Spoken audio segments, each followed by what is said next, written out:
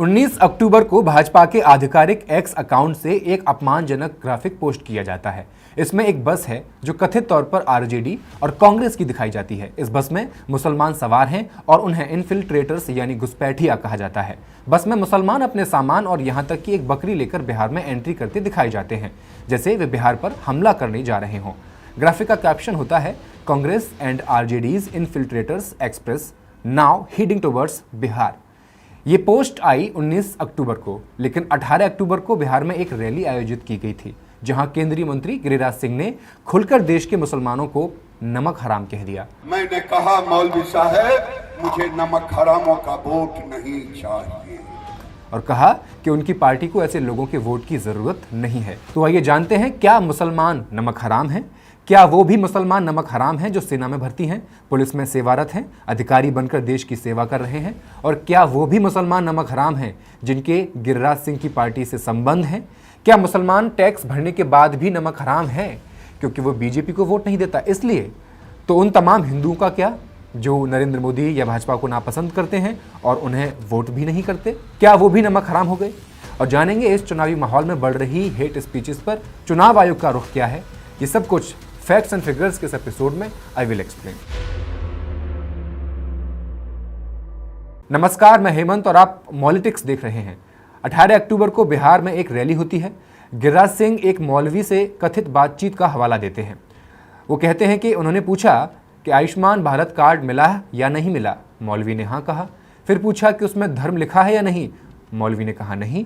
गिरिराज ने कहा कि अच्छी बात है। इसके बाद गिरिराज ने पूछा कि क्या उन्होंने भाजपा को वोट दिया। जवाब मिला हाँ। लेकिन जब गिरिराज ने कहा कि खुदा की कसम खाकर बताएं, तो मौलवी ने मना कर दिया।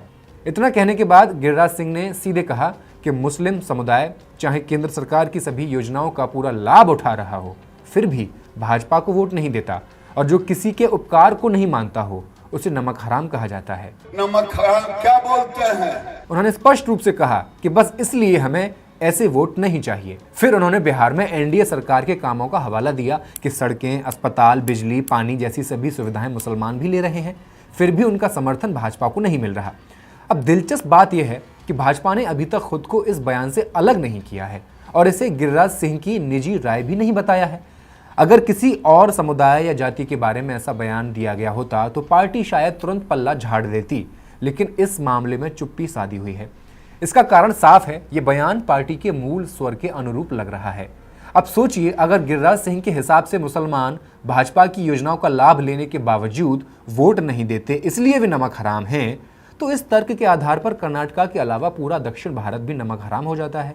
तमिलनाडु, आंध्र प्रदेश, तेलंगाना और केरला, ये राज्य भी भाजपा को वोट नहीं देते और इसलिए भाजपा की नज़र में ये सभी नमक हराम हैं। ऐसे ही पश्चिम बंगाल में भी आधे से ज़्यादा हिंदू भाजपा को वोट नहीं देते। तो क्या इसका मतलब यह हुआ कि भाजपा की नज़र में उनका अपना हिंदू समुदाय भी नमक हराम है? बीजेपी में आधे से ज़्यादा नेता तो कांग्रेस से वहाँ पहुँचे हैं, तो जब वो कांग्रेस में थे भाजपा को वोट नहीं करते होंगे। इतिहास बताता है कि आज़ादी के बाद देश में जो भी सरकारें बनी, उन्होंने कभी भी वोटों की संख्या के आधार पर किसी समुदाय, धर्म या जाति को नमक हराम नहीं कहा।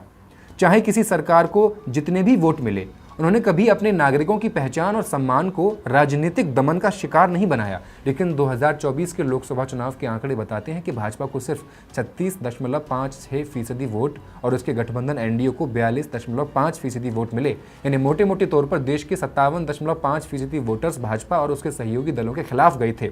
इस हिसाब से अगर गिरिराज सिंह की तर्क शैली लागू कर दी जाए तो देश के बहुमत वोटर्स भाजपा की नज़र में नमक हराम बन जाते हैं।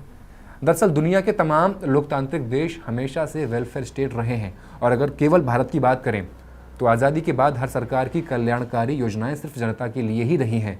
लेकिन कभी भी किसी सरकार या सत्तारूढ़ पार्टी ने अपने खिलाफ वोट देने वालों को नमक हराम नहीं कहा। क्यों?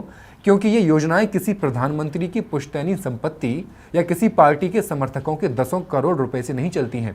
ये सब देश के नागरिकों यानी आपके और हमारे द्वारा चुकाए गए टैक्स के पैसे से संचालित होती हैं। यही नियम अभी भी लागू है। मोदी सरकार की योजनाएं भी किसी अडानी, अंबानी या आरएसएस को मिलने वाली गुरु दक्षिणा से नहीं चलती, हमारे टैक्स से चलती है। अगर हम पिछले सिर्फ 8 साल को देखें तो केंद्र सरकार ने जनता से 128 लाख करोड़ रुपए जीएसटी के रूप में वसूले हैं। 127 लाख करोड़ रुपए आपसे, मुझसे टैक्स में लिए गए। क्या इस पैसे में मुसलमानों का पैसा शामिल नहीं होगा? क्या मुसलमान स्टेट गवर्नमेंट को property tax, road tax, toll tax ये सब नहीं चुकाते होंगे? क्या मुसलमान वो पेट्रोल और डीजल नहीं खरीदता जिस पर केंद्र सरकार और राज्य सरकार मिलकर 45% टैक्स वसूलते हैं? तो फिर ये तर्क कि मुसलमान भाजपा के लिए नमक हराम है बेतुका, वाहियात है और सीधे तौर पर भ्रष्ट और असंवैधानिक है। आज भारत पर लगभग 2.5 लाख करोड़ रुपए का विदेशी कर्ज है। इसमें अकेले मोदी सरकार ने पिछले 11 सालों में 2 लाख करोड़ रुपए कर्ज लिया है। मोदी सरकार आज है, कल नहीं रहेगी, लेकिन ये जो भारी बोझ है वो देश की जनता को ही उठाना पड़ेगा। क्या ये भारी बोझ देश का मुस्लिम समुदाय नहीं उठाएगा? चुनावों में किसी पार्टी को वोट देना या नहीं देना हर व्यक्ति का लोकतांत्रिक अधिकार है। ये अधिकार देश का वैध नागरिक और वोटर होने के नाते मुस्लिमों को भी मिला हुआ है। तो मुसलमान भी ठीक वैसे ही है जैसे वो कई सारे हिंदू वोटर्स हैं जो भाजपा और नरेंद्र मोदी को पसंद नहीं करते, उन्हें वोट नहीं देते। लेकिन ऐसा करने से कोई नमक हराम तो नहीं बन जाता। वास्तव में नमक हराम तो वही होता है जो देश के खिलाफ गद्दारी करता है, जो देश की जनता और संविधान के हितों के खिलाफ काम करता है।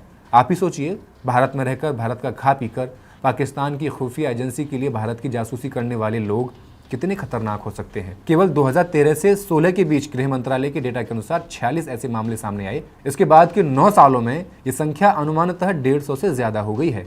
इनमें कई ऐसे लोग भी थे जो अक्सर भारत माता की जय, वंदे मातरम और जय श्री राम के नारे लगाते रहे।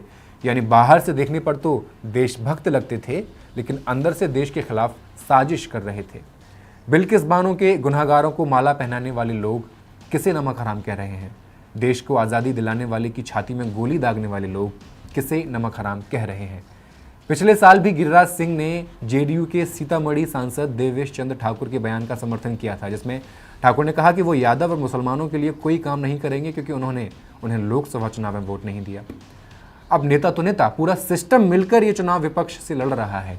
किसान बुरका बुरका मत चिल्लाओ, बुरका तो उठेगा ही, और वो गाना गाओ, पर्दा जो उठ गया तो सब भेद खुल जाएगा, फर्जी बेनकाब हो जाएगा। चुनाव आयोग ने 6 अक्टूबर को प्रेस कॉन्फ्रेंस में कहा कि बिहार विधानसभा चुनाव में आंगनवाड़ी कार्यकर्ता सभी पोलिंग बूथों पर तैनात रहेंगे ताकि बुर्का पहने हुए वोटर्स की पहचान की जा सके। अब बिहार में रैली के दौरान योगी आदित्यनाथ ने अपने भाषणों में क्या कहा, सुनिए। इंडिया ब्लॉक ने एक नई मुहिम शुरू की है, विकास बनाम बुर्का। जब बिहार और उसके युवा विकास की बातें कर रहे हैं, कांग्रेस और आरजेडी बुर्का के जरिए अपना विस्तार करना चाहते हैं। क्या उन्हें फर्जी वोटिंग करने दी जाए? क्या विदेशी घुसपैठियों को बिहार के गरीब, दलित और नागरिकों के अधिकार लूटने की छूट दी जाए? दुनिया में कहीं भी अपनी पहचान और चेहरा दिखाना ज़रूरी है, लेकिन ये लोग वोट डालते समय अपना चेहरा छिपाना चाहते हैं। फिर सहरसा में उन्होंने वही कहानी दोहरा दी। फर्जी वोट दिलवाएंगे लेकिन चेहरा नहीं दिखाएंगे। ये लोग विदेशों में तीर्थ यात्रा पर जाते समय तो चेहरा दिखा देते हैं, लेकिन बिहार में वोट डालते समय गरीबों के अधिकारों को छिपाकर फर्जी वोट देना चाहते हैं। अब हाल के सालों में चुनावों में हेट स्पीचेस में अलार्मिंग इंक्रीमेंट देखा जा रहा है। 2024 की इंडिया हेट लैब की रिपोर्ट के अनुसार कुल 373 हेट स्पीचेस रिकॉर्ड की गई, जिनमें से 354 स्पष्ट रूप से मुसलमानों के खिलाफ थीं और 38 में बांग्लादेशी घुसपैठियों का डर फैलाया गया। असल में ऐसे 50 उदाहरण मौजूद हैं जिसमें नरेंद्र मोदी ने विभाजनकारी, नफरत फैलाने वाले बयान सब कुछ दिए हैं। ऐसे हालात में गिरिराज सिंह के नमक हराम वाले बयान पर भाजपा की चुप्पी स्वाभाविक लगती है। यही वजह है कि इसे पार्टी का आधिकारिक स्वर माना जा सकता है। और चूंकि गिरिराज सिंह केंद्र सरकार के मंत्री हैं, तो मंत्रिपरिषद के सामूहिक उत्तरदायित्व के सिद्धांत के मुताबिक उनका यह बयान सीधे तौर पर केंद्र सरकार का भी आधिकारिक बयान बन जाता है। हाल ही के दिनों में आरएसएस के सरसंघचालक मोहन भागवत ने भी कई बार कहा कि हिंदू और मुसलमान का डीएनए एक ही है और मुसलमान भी बराबरी के नागरिक हैं। जो मुसलमानों से नफरत करता है वो सच्चा हिंदू हो ही नहीं सकता।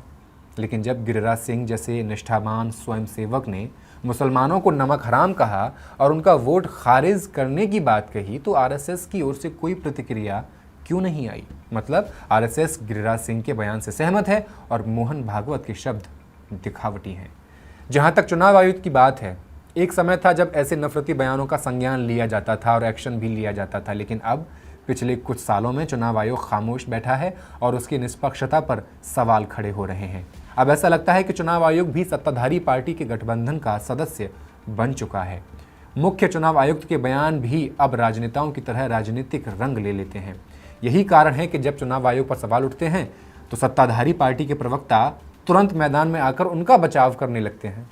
इस नफरत की राजनीति का असर अब ग्लोबली भी देखा जा सकता है।